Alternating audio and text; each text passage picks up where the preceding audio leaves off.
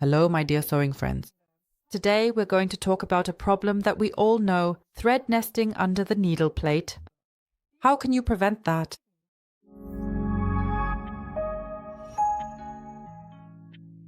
When I first started sewing, one of my biggest problems was this thread nesting. Often the sewing machine would just eat the fabric and I had no idea why.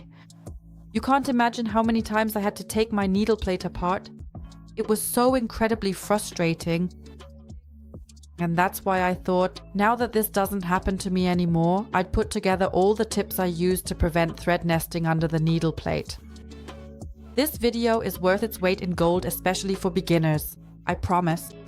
Now let's get started right away with the 7 tips. A quick side note. First, I'll show you how this happens in the first place and what you need to do when you have a thread nest. So you can see here, my fabric just gets caught and stuck. No matter what I do, it just sews in place. And if I get nervous and keep going, my fabric just gets stuck and you end up with this big knot underneath. To fix this, you have to remove the needle plate and then you can get the thread out. You might need to use scissors to cut a thread, but please don't cut into the fabric. And now let's move on to the first tip. The upper thread should always be threaded correctly, and I'll show you how right here. If you have difficulty with this, you can use the hand wheel, for example, to make sure you catch the little hook that's up here. Sometimes, see, I'm just missing it. That's the one. I'm turning the hand wheel now, and now the hook is at the top. The thread goes right through the tension discs, and it's also important that your presser foot is up, of course.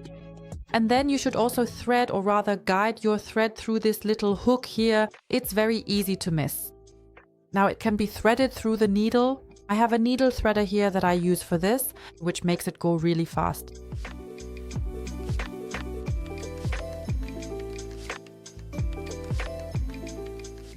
And you'll actually notice right away when threading if the thread isn't sitting correctly in the presser foot, because that's when you'll have problems. So always guide the thread through the notch right into the middle so that the needle and the thread are in a straight line. If you happen to have the presser foot down while threading, you'll notice it immediately, because pulling the thread, which is usually so easy when the presser foot is up, will suddenly be really difficult.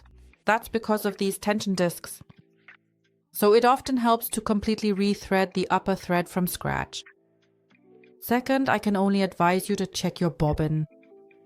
The best thing to do is to look at the diagram on your sewing machine.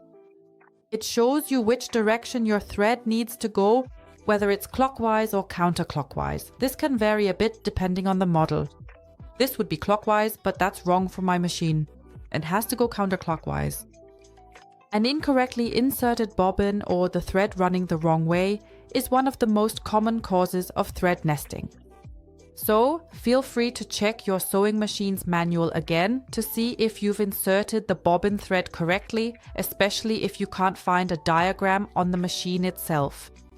Next, you have to use this little notch down there. It's called the tension notch, and you absolutely must use it. Your thread has to go through there. I hope you can see that clearly.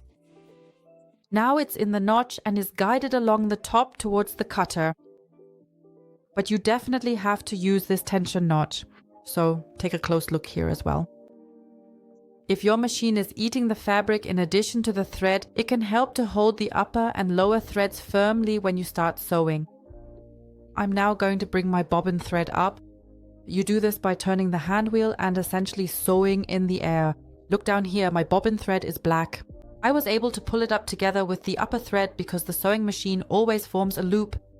Now pull both threads out about 10 centimeters. And when I start to sew, for instance with this very thin fabric, I hold both the upper and lower threads firmly as I begin.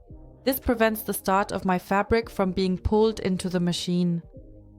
You're also allowed to pull on it just a tiny bit if the fabric isn't feeding well right at the beginning, but really just minimally, so don't yank the fabric under the presser foot. This tip is a real lifesaver for very thin fabrics or when you want to backstitch. It works extremely well for that too, and your fabric and thread won't get eaten. My fourth tip is to check the thread tension. Thread nesting often happens on the bottom, which means you should check the upper thread. However, if you have thread nesting on top, you need to adjust the bobbin thread. On my sewing machine, I can't adjust the tension for the bobbin thread, so to be honest, I don't have these problems. But if the upper thread tension is set incorrectly right here on this dial, the thread might, for example, break or get eaten. I've now set the thread tension way too high just to show you. Luckily, I didn't get any thread nesting, but I'll show you what the seam looks like. So that was more luck than anything, because the seam is way too tight. It would definitely break, and it's really pulling on the fabric. So you can really feel that it's super tight, it's unusable. So this seam will tear very quickly and could even cause the machine to give up completely. The opposite of that would be if I set the thread tension to 0. You do that, for example, when you want to gather fabric. So any of you who have gathered before know what it looks like when the bobbin thread bunches up like that, and that can also cause thread nesting. For example, when I'm gathering, I often have to use a thread tension of 1, otherwise I get thread nesting. So for the thread tension, definitely use this dial or your setting. That can definitely help you sew more smoothly.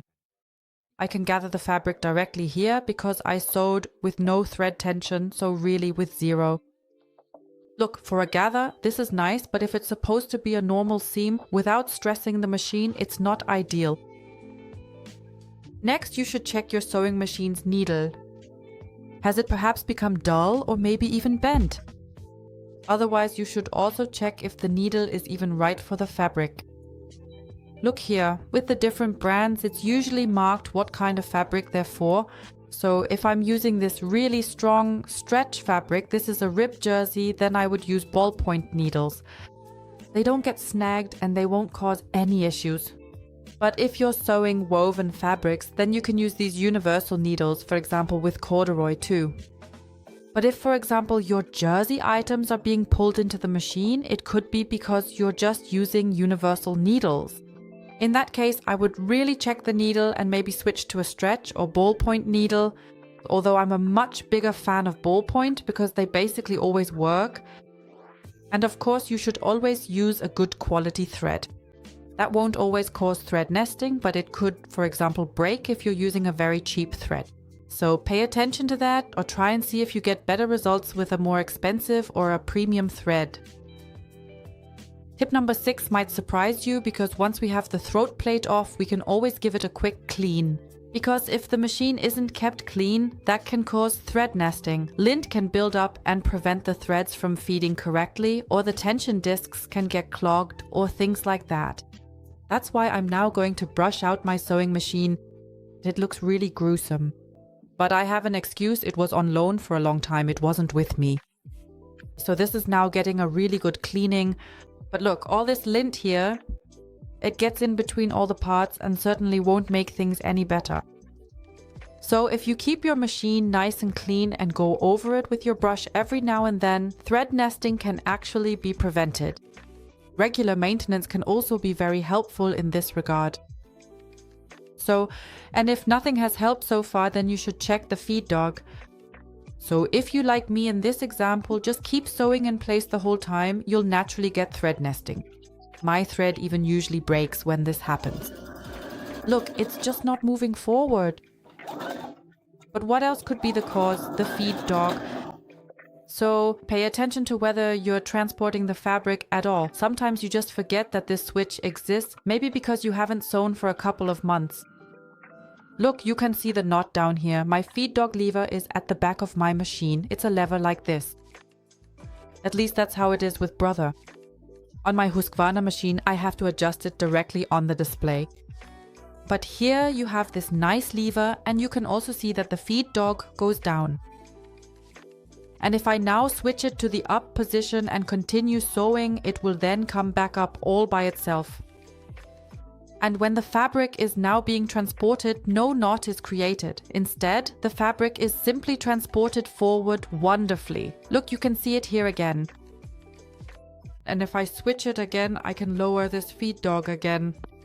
But if you want to sew something together, then of course you need the feed dog. If you follow all these tips, your sewing machine shouldn't cause you any more trouble. If it still does, try going through the steps again to see if you've really thought of everything. In any case, I wish you the best of luck with it. Maybe one or two of you watching have another tip for everyone. Please be sure to comment below this video so that everyone can find it. I'm already looking forward to your input, and I'm sure we'll see each other again next time. Take care.